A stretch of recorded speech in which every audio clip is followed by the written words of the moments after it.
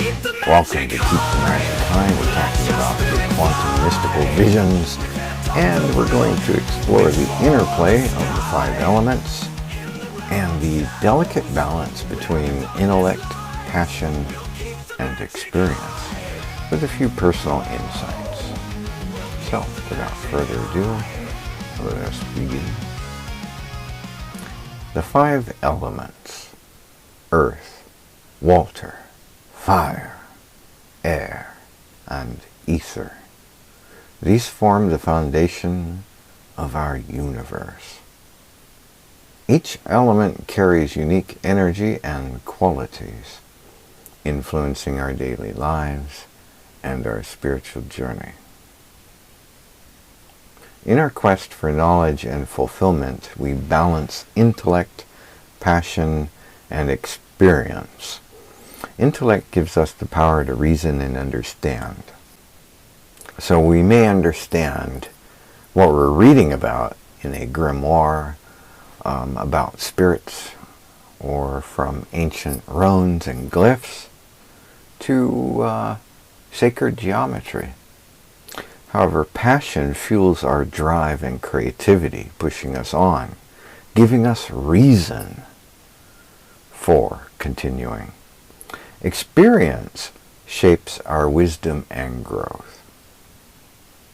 In my life journey, I've had various paranormal experiences and encounters with the supernatural, going back to my earliest childhood, igniting my interest in the metaphysical properties of reality. So for me, experience was the first step forward, followed by passion, and finally the intellectual pursuit of the mystical and mysterious. Now, with the internet, or the arrival of .com boom, this pursuit has become faster and more accessible.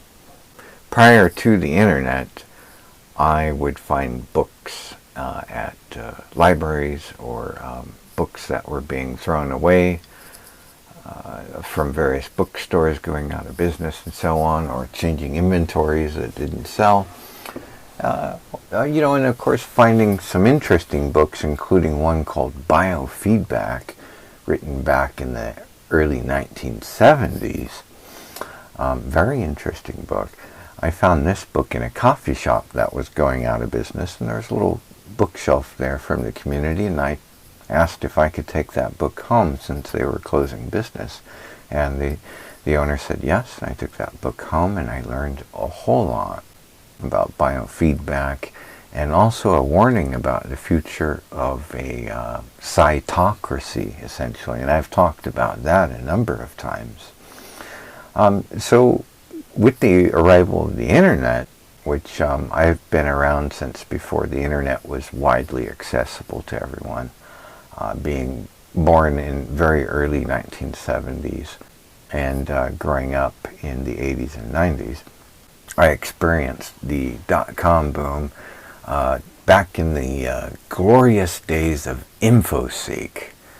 And they used to have this old website called Magic Tech. Of course, it's been taken over by another company now, but it used to be a website dedicated to magic. And we followed what were called back in the day news groups that would just email us like a machine gun full of information from various organizations researching psychic development and so on.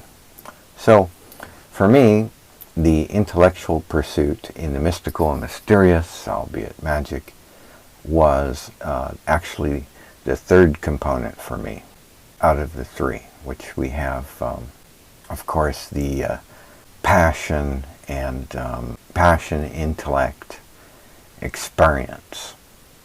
Now, I wanted to talk about the interconnected triad. And this is usually applied to the elements, the five elements. And of course in India, I think they narrowed it down to 3 elements. And these are often represented in the form of a triangle.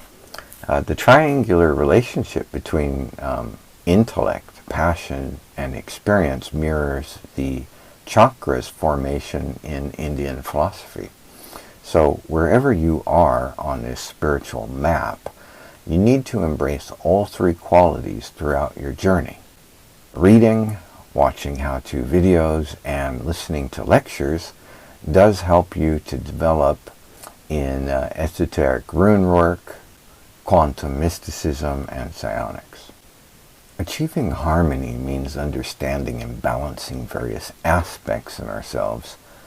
So by embracing the elements and nurturing our intellect, our passion, and experiences, we can uncover our true path to enlightenment and self-empowerment.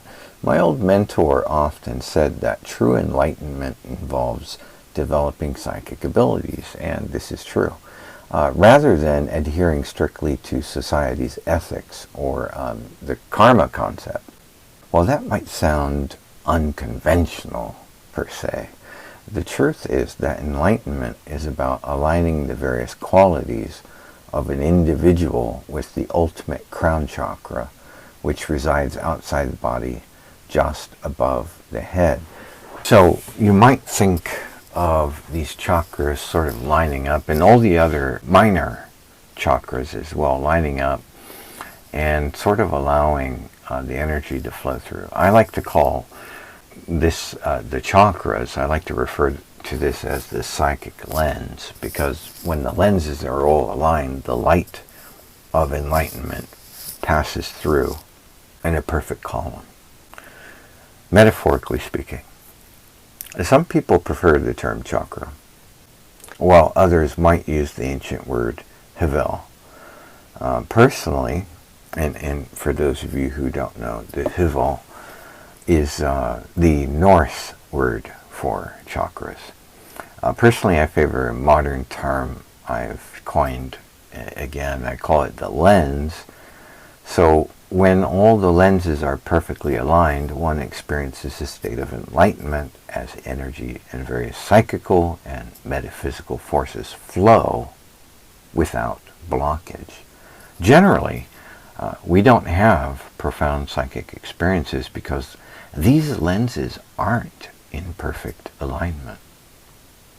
In ordinary means, I'm talking about in daily life, these chakras, Havels, lenses, they are not in perfect alignment. This explanation, though empirical and metaphorical, does help us grasp something that lies beyond our everyday thinking and living. So, check out our awesome products and videos. Join the Insiders Club. To shop products from Vrilok Psionics, go to Vrilok.com, or to join the exclusive membership in our club, go to Vrilok.club. Thank you for joining me on this journey. Embrace the elements and balance within you. Stay tuned for more quantum mystical visions. This is Tom Vrilok reminding you to keep the magic high. We follow in their footsteps where the magic's live.